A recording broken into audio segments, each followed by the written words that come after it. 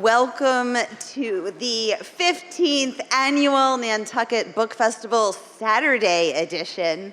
I am so excited to welcome you. I am Sarah DeVello, and I am honored to be the co-chair for the third year with co-founder Ms. Mary Haft. And I don't know about you all, but I like to begin each day with a few things that I am grateful for. They say that's good for you, sets a positive tone for the day. So I want to start by saying that I am grateful to be part of this incredible organization, to bring book lovers and authors together, and to provide it all for free to our attendees. So thank you. And I'm grateful for all of you who showed up this morning to hear this incredible book. And I am grateful for our incredible donors and sponsors who make it possible to have it be free and open to all. So I want to thank Richie Battle, Randy and Lisa Cohn, Ellen and Linwood Dame, Elizabeth Galvin, Mary and Robert Haft, Adam and Ramona Nee, Nancy Seaman, Alan Schwartz, Beth Wilkinson, David Gregory, and our incredible corporate sponsors, the White Elephant and the Boston Globe.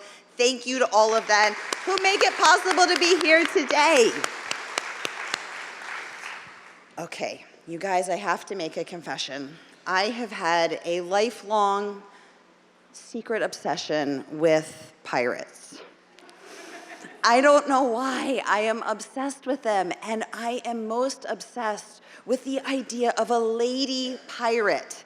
So at a time when women could not wear pants, could not own land, could not have bank accounts, could not earn money, could not get credit, could not do anything, Jacquot de la Haye took to the seas with fire and sword, and she sailed, and she was a lady pirate.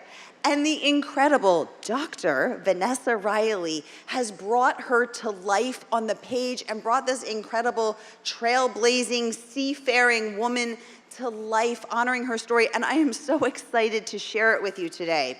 So let me tell you a little bit about both of these, Vanessa and her incredible conversation partner, Dawn Tripp. So, Vanessa is an acclaimed author known for her captivating novels such as Island Queen, which was a Good Morning American Buzz pick, and Queen of Exiles, an ABC View lit pick.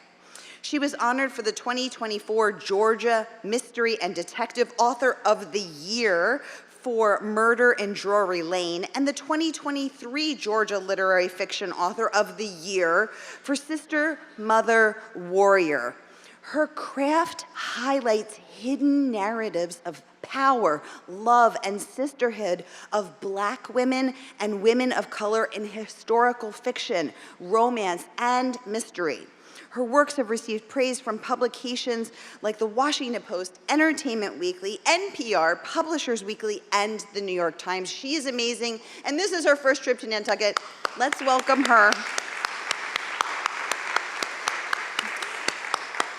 And she will be in conversation with the incredible Dawn Tripp, who was a 2025 featured author. Those of you who were with us last year will remember Dawn and her incredible novel, Jackie.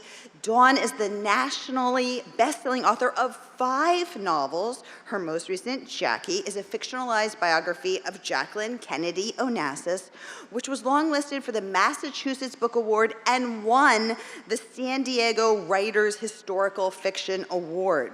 She is also the author of Georgia, which was a finalist for the New England Book Award and winner of the Mary Lynn Kotz Award for Art in Literature. Her previous novels include Game of Secrets, Moontide, and The Season of Open Water, which won the Massachusetts Book Award for Fiction. Her poems and essays have appeared in the Virginia Quarterly Reviews, Harvard Review, Agni, NPR, and Conjunctions. Her work has been translated into a dozen languages. Please join me in welcoming these two incredible authors to the stage.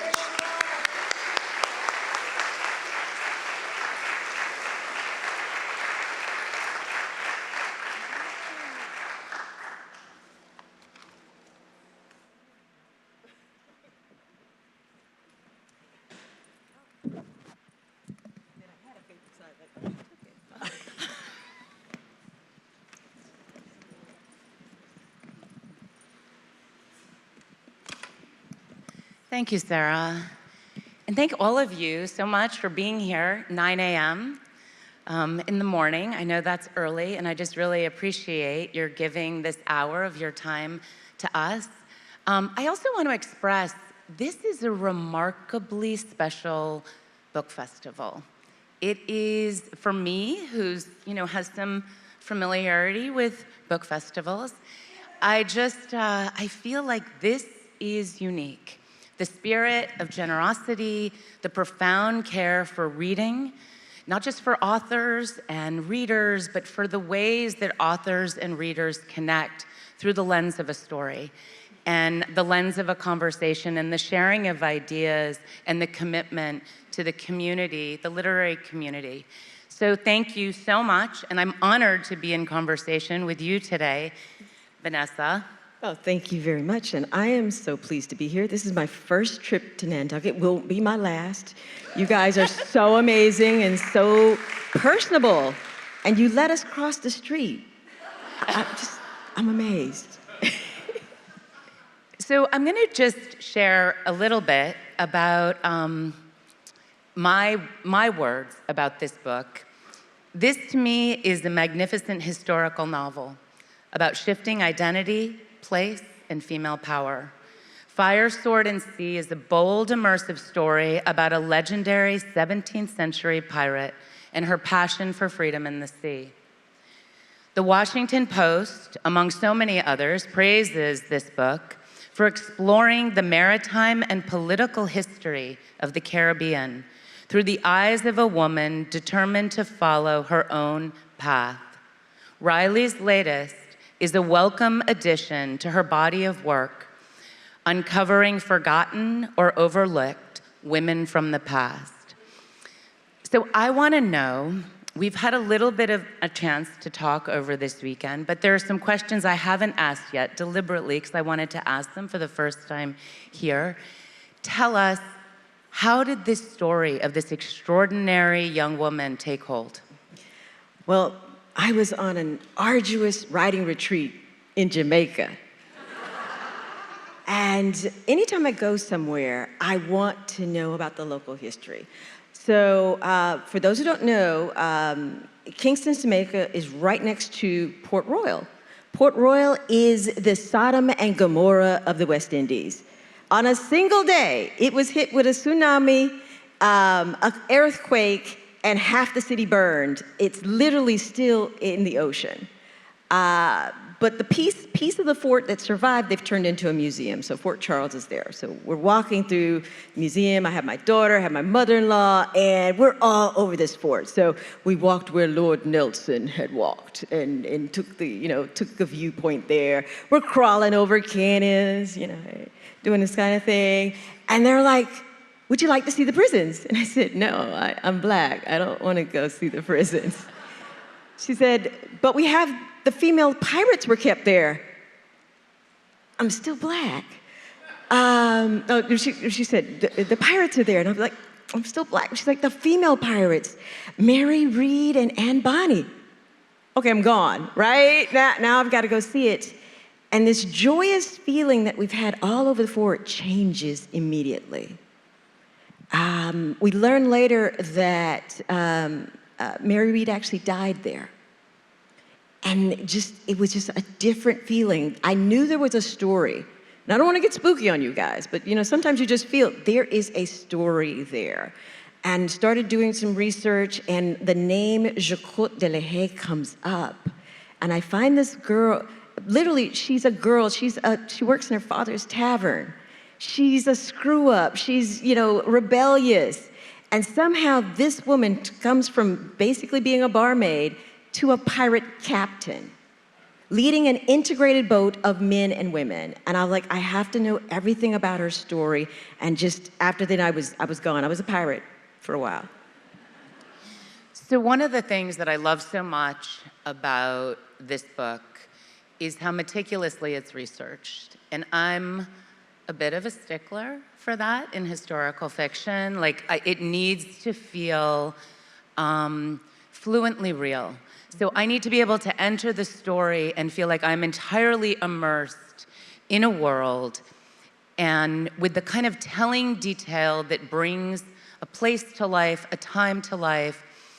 And yet, what you also managed to do, this is a story of adventure. So you are a master storyteller. You have an incredible sense of pace, arc, narrative drive, and yet every detail is so precise and it rings. So tell me about that balance between research and how you did this research of a woman who, by many accounts, is only a legend. Yes.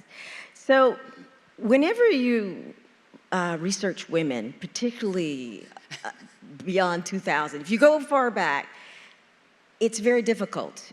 I guess we had better things to do than to write stories and diaries and whatnot. I mean, we are so fortunate to have Anne Frank's diary so that we can get that viewpoint of her lens. So what often happens for these women, I have to look at their friends. So Michel Le Basque, a famous pirate, is one of her friends. Anne de Ver, a pirate woman who marries Lawrence de Graaf, who's the richest pirate during this time frame. They are all friends, so it's almost like sometimes people want to erase the women who did these, call them legends, because they couldn't have possibly have done all these amazing things, but yet she's friends with this real person, and she's friends with this real person, and she's friends with... I leave it to you. That's why in every one of my books, I do an extended author's note so that you could see behind the scenes all of the kind of decision-making I had to in order to come up with this story. I also have an extended bibliography, so that if you want to translate the French, you go right ahead. But there is a hurdle for women and women of color, Black women. When I started writing, people didn't assume that we could get into such rigor.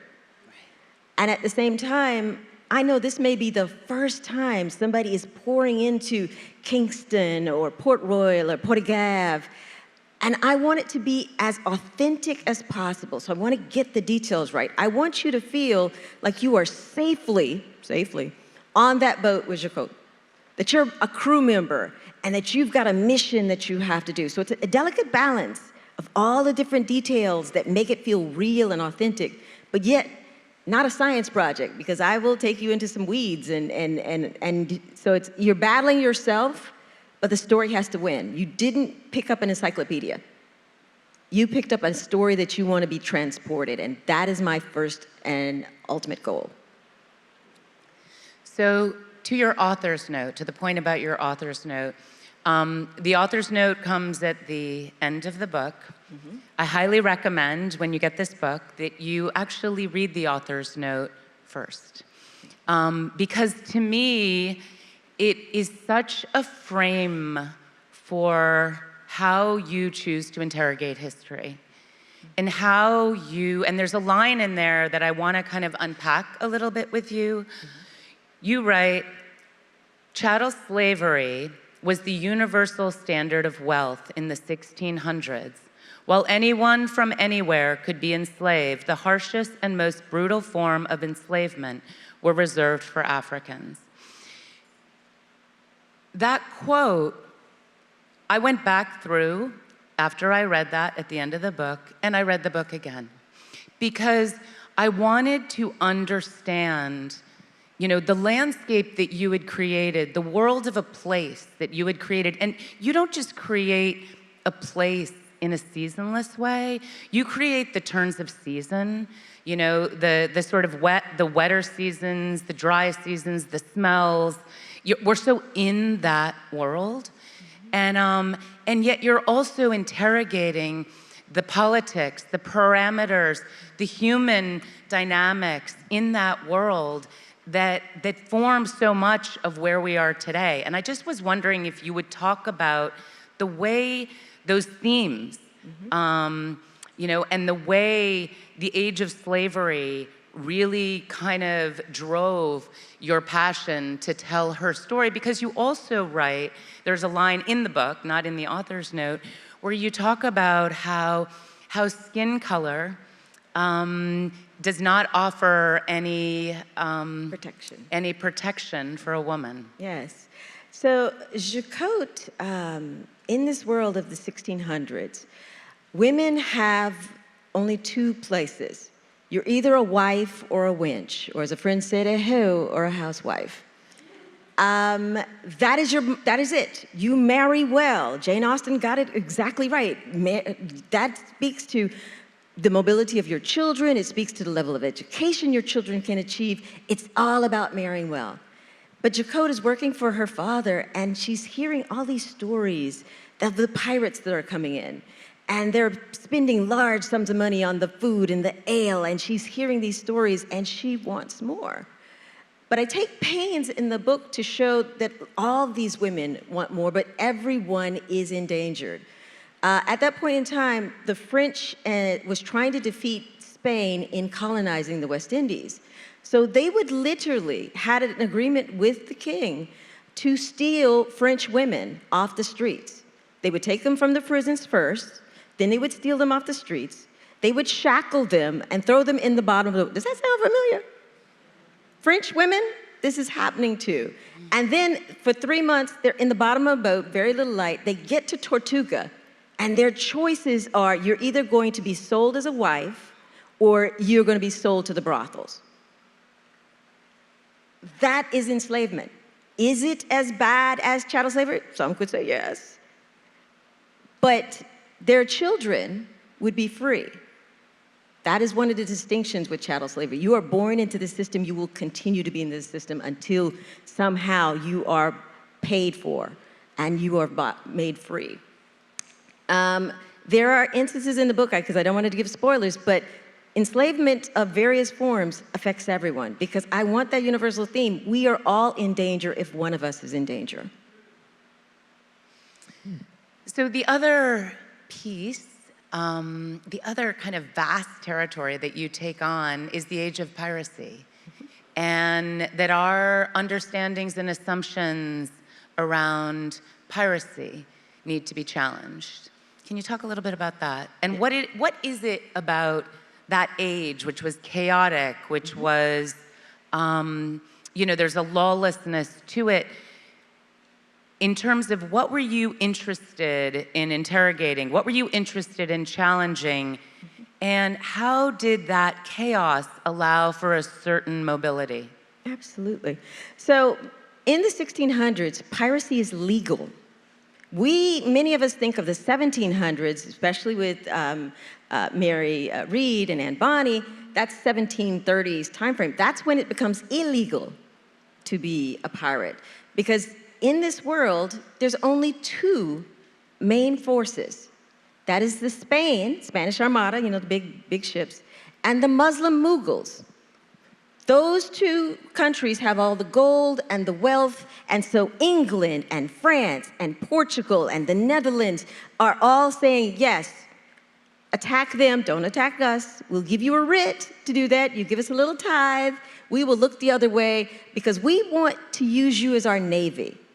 This is the mass transports happen at the latter part of the 1600s. This is when they were still trying to make tobacco the crop, not sugar. Sugar doesn't, until about 1690s is when they know that sugar is it, and that's when the massive transports happen.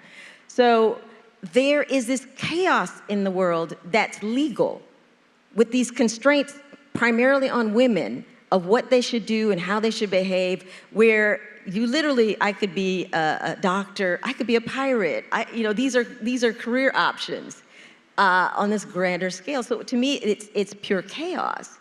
And what many people don't realize during this time frame, 20 to 30% of the boats, the pirate boats, are African and Caribbean. So when you see, Pirates of the Caribbean, love that movie. However, the boats, because they didn't ask who you were, who you loved. They asked, can you do the job? Are you willing to string these sails? Are you willing to swing over the side of the boat and scrape barnacles off the side? Oh, and the big one, if you have a sword in your hand and we're charging at the enemy, do I have to worry about my back? These were meritocracies. The captain had 2 votes, you had 1 vote, and it was majority rule. So whatever they decided to do, And chattel slavery is a question that is posed to the crew. And if your boat votes no, then you will not deal in chattel slavery. If your boat votes yes, no matter what your personal opinion is, you are part of this pirate crew, you have to go along with it. So it's all these different forces. And I want every reader to understand this is the chaos of the world as we see it during this time frame. So you can understand people's decisions on how they decide to do things. But it's chaos, beautiful chaos, but it's chaos. And a chaos that allows for a certain gender fluidity, that allows for a certain social mobility. And I'd love to talk now about Shakot. She is an unforgettable character. She is a daughter, a sister, an orphan, a wife, a pirate, a buccaneer, a lover, an enemy, a killer, an adventurer who plots a war of liberation. She's also a survivor. And her father gives her advice that to compromise is to survive. And she doesn't compromise. No, she doesn't. And her gender and her sort of frustration at the imposed societal rules, expectation, laws of her gender, it shapes the decisions she makes, the limitations that she insists on challenging, transcending, and the risks and disguises that she takes. And I'm so curious about how you chose to center the passion of this young woman, the ferocity of this young woman. She leaves her home, and there's an incredible line, and we talked about it a little bit last night, about rage. How she leaves with rage, and then when she returns home, like her emotions are slightly muted, shaped by her experience, but the rage remains. And the rage, we sometimes negativize rage, but rage when it's channeled, rage the way you've brought it alive in this novel, rage can be such an important force for social good, social justice, and change. And I was just wondering if you could talk a little bit about how, as an author, did that come to you right at the beginning? Like that sense, like that burning sense of who she was? Because she is such a strong, exceptional character, and it kind of ties in with that emotion, like she's unbridled emotion, and she learns how to temper it, how to channel it, in order to kind of challenge the systems of power that surround her. Excellent question. The author's greatest gift is where they choose to begin a story and where they choose to end a story. There are times, like some of you. I love that, by the way. Some of you. Oh, no, keep going. Just wrote it down in my head. Yes, because for every character, everyone, I have to know cradle to grave. I have to know where they're born. I have to know every aspect of their lives. But sometimes I'm not necessarily going to show you the birth scene. I'm not necessarily going to show you the death scene. I'm going to leave you on a high note because there's too many people afraid of history. And I want you to be so excited and motivated that you want to pick up another book and learn more about everything that has been hidden and now newly discovered. But there's choices. For me, I'm reading of all the conditions that are going through. And we talked about the chattel, to go back to that for a minute. So in this world, slavery exists. There is a TikTok where there's a young man, they asked the class, what was the most traded entity in the 1800s? And he raises his hand, and the teacher goes correct, because the young man was African American, right? I am doing this research, and in my hubris, I find, first of all, pirates had a chances to actually write letters. Some of the most amazing letters I've read were when some of the pirates are apologizing to the British Navy for stealing the ships. I thought that was just a fascinating thing. But I'm reading one of the pirates' manifestos, and there are 16 guineas, pewter vase, 17 guineas, silver urn, something like this. And I'm like, wow, that's a lot of money for these items in this time frame. And I just kind of pack it away. But then I'm reading Henry Avery's novel. Henry Avery's letter to the British Empire, and he's talking about Guinea as in the whole of Africa. I had assumed that those 17 guineas were the silver coin in London. And I should have understood, yes, even though the coin is developed in 1610, but every other thing that I've read in the Caribbean is all Spanish real. Spain is running the economies down there. You want pieces of 8, Spanish money. So I go back to that letter, and it's 17 guineas, as in 17 people, for this pewter urn. 15 people for this silver vase. When pirates stole, they couldn't keep the objects they stole. They had to convert it into some sort of currency, and the universal currency is enslavement. There was a rage that I read a lot of history. There was a different level of rage in me that I hadn't recognized. Probably need therapy for, but that's a whole nother story. And at the same time, I'm writing this book. I don't want it to be an angry book. I want it to show, because you miss something if all you focus is on the anger.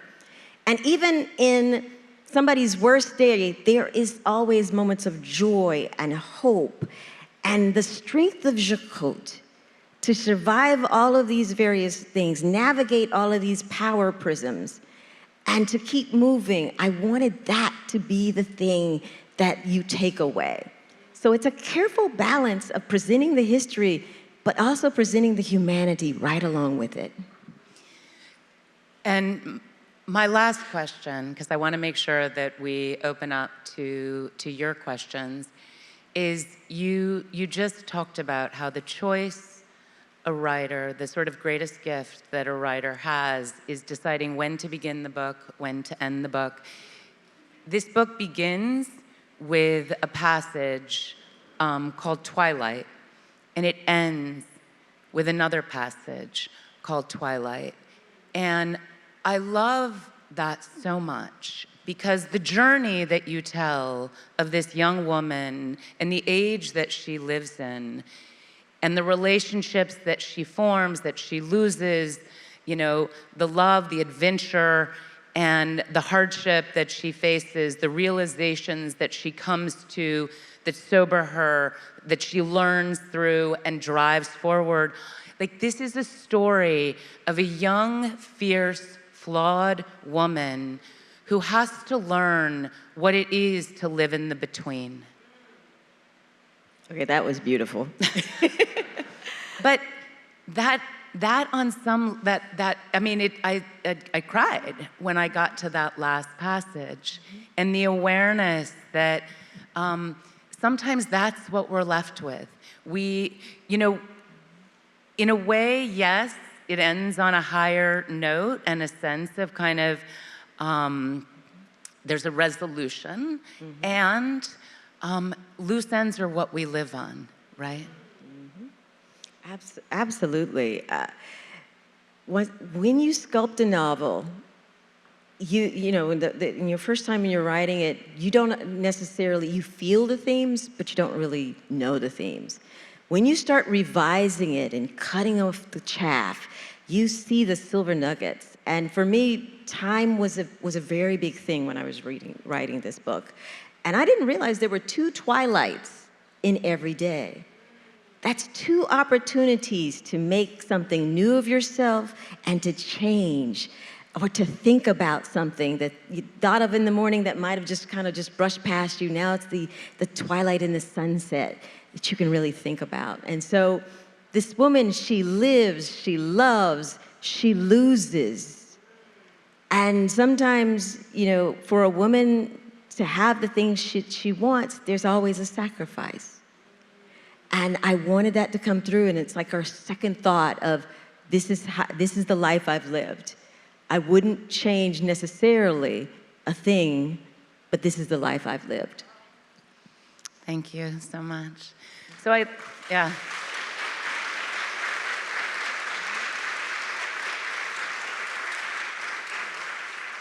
So I know you have questions. There must be questions. Yes, please. Oh, microphone is coming.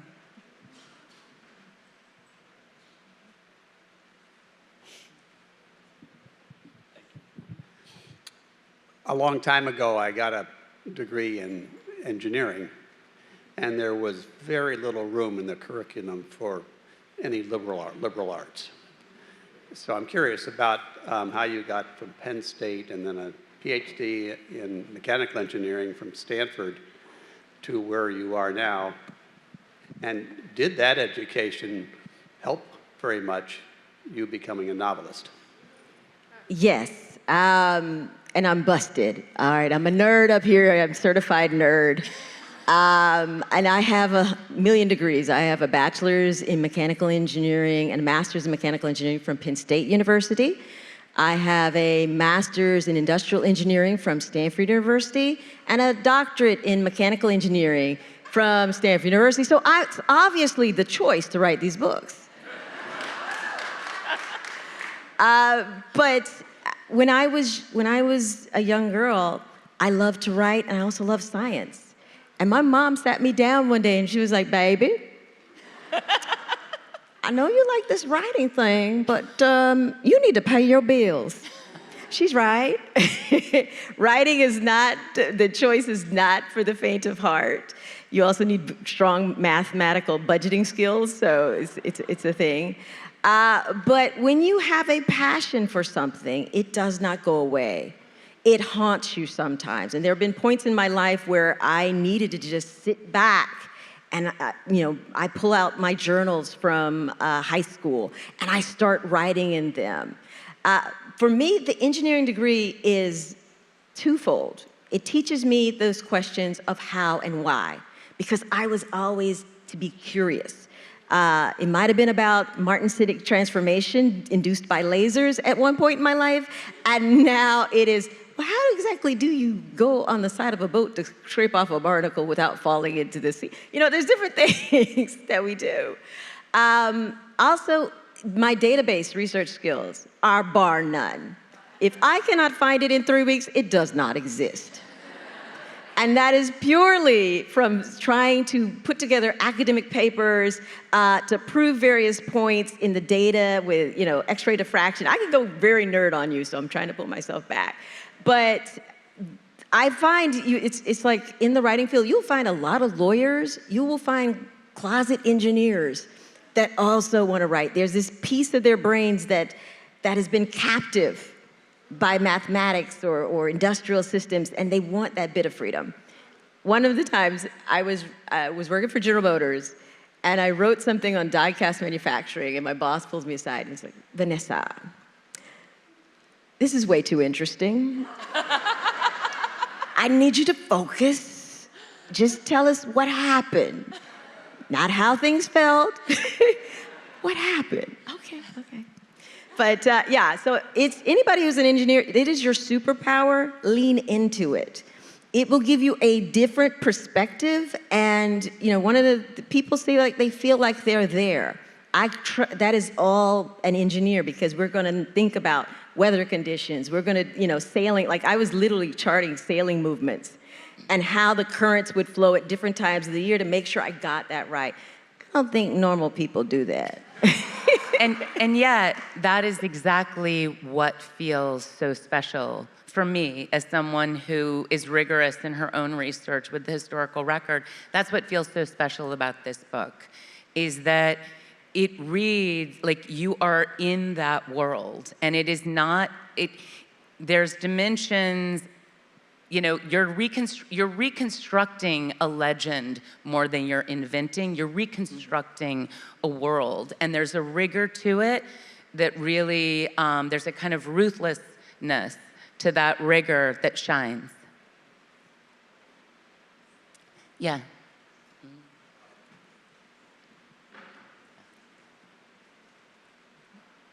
You know, we all say, if I knew then what I know now, given what you know now and your academic background and everything, do you think with this training you could have gone back and become a great pirate?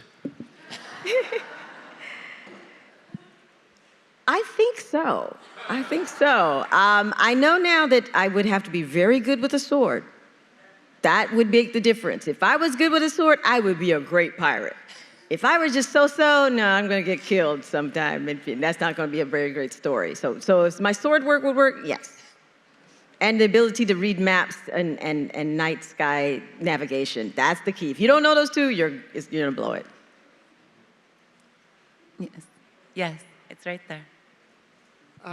Do you see any parallels between Jacquette and Amelia Earhart? I do, and I haven't read your book yet. But I know a little bit about Amelia. Yeah, the fearlessness of Amelia Earhart.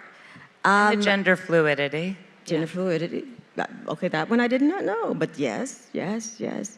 I was going to say how she chose adventure over love. I think that's a huge one. So yeah. Great courage, and she needed woman peak authority where that was not naturally offered. Absolutely. And I love the fact that Jacquette and Amelia Earhart's name in the same sentence, right? I love it. Oh, we have one more over here. Yeah. And then over here. Thank you so much. My question is actually because there have been 3 male comments, and every other event that, as part of this, it's all been women. So what do you attribute that to? I think the math just seeps out. They know. I don't know. I think this is piracy is such it's been pretty male-centered. The stories that we see, and I think the curiosity, because everybody loves reading pirate stories. So that's why I love this story. It's a crew of women, they might be dressed as men, that, you still got to do that for the agency perspective, but it's beautiful. The full community, like the boat, everybody, this is a spoiler, everybody believes in her because of the work she's done. And I think that's men and women, they believe in her leadership. To me, that was very important to showcase. Because it's so different, and to me, it makes the story, some people think it's a myth, but that to me makes the story real. How does she become this person that people want to follow, men and women, all different races? How does she do that? And so that's why it was very important in the book. Can you tell us what broke your heart to omit from the story? Well, several things along the way. And I'll have to say, it's my fault. At one point, there may have been a 1990s dual storyline with this book. And my editor's like, nobody likes the 90s. I was like, what? But it was really because I was afraid that the readers wouldn't get how chaotic and insane the 1600s were. The 1990s was safe. I mean, there's a huge pyramid that the black divers in Florida put on the Henrietta Marie, which is one of the last discovered enslaved ships. And I thought that's a great capstone to this, because the pirates actually took down the Henrietta Marie. So that's a great capstone way to end the book. But if you have a book where people are skipping the 90s to get back to 1600s, that's an uneven book. So you have to cut, I don't know, about 50,000 words. And be good with that. But I'm a believer in the story, and she was right. And the story, I needed to trust that you guys would be able to think and invest in the 1600s in a way that makes the story feel alive to each and every reader.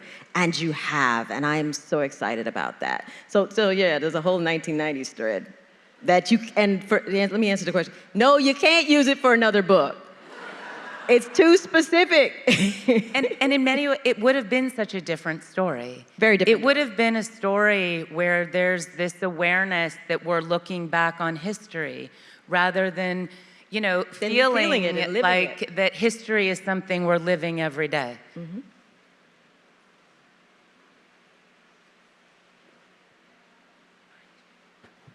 Hi. Wow. Boy, do I want to read this book. Oh my goodness. I love Skip Finley's book on black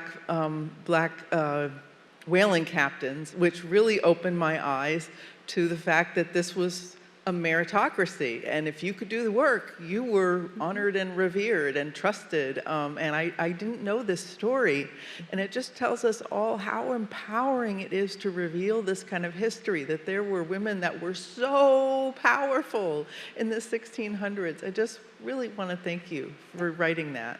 Thank you. Thank you so much.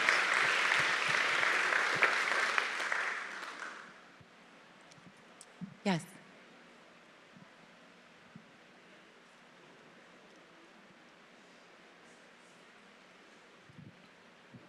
Can you talk a little bit about your research into the place? Pre-sugar Caribbean is long gone. Yes. And I think it's just so interesting to think about that change over time. Oh, it was amazing. So there are a lot of Spanish records that I tapped into, a lot of nonfiction biographies of some of the other, Captain Morgan, because he's a little, he's in there in two ways in the book. That's all I'll just say. But literally going through, I mapped out all these various pirate stories from a lot of their pirate letters and figuring out where they were, what pathways they took. So it's a lot of that.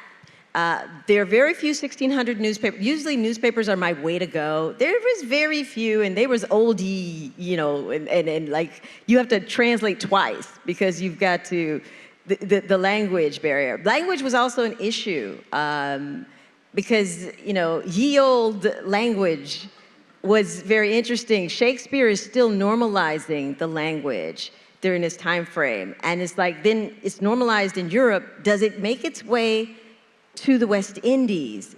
So I made a choice to make it approachable so that you're not ye-olding and all these sorts of things, almost yodeling through the book. No, I want you immersed in the book. It's readable, it's grasped, but there are things that center you to let you know this is not my world. This is 1600s, things going on.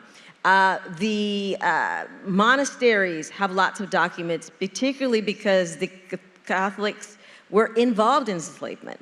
And the different sects, whether it's Jesuits, Capuchins, Franciscans, they have different belief systems on whether they should own the slaves or they should sell the slave. I mean, it's a cycle during this particular time frame.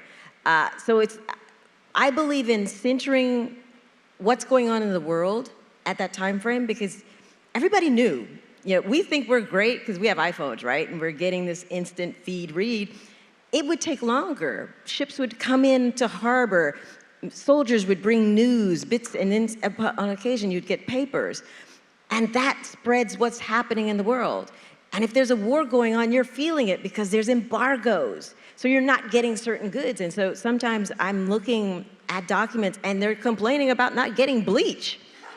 I mean, and to me, those are the little nuggets that when you find those, I gotta figure out how to put it in there so that you can feel how human these people are and the disparities that they're having. You want to feel that. So it's a lot. I probably know way more than I should when I get started, but then it's all about the story.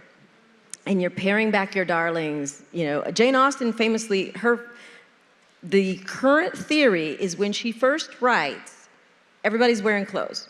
So she's describing everybody. But by the time she gets to her final version, only the clothes that mark that individual stays. So if you go back and read Pride and Prejudice, you will see that there's different ways the bare minimum description of the clothing is all based on how the character she wanted to do. I don't exactly write like that, but I aspire to the kind of level of thought that you want to put into it. Great, wonderful. Thank you so much. Thank you so, so much.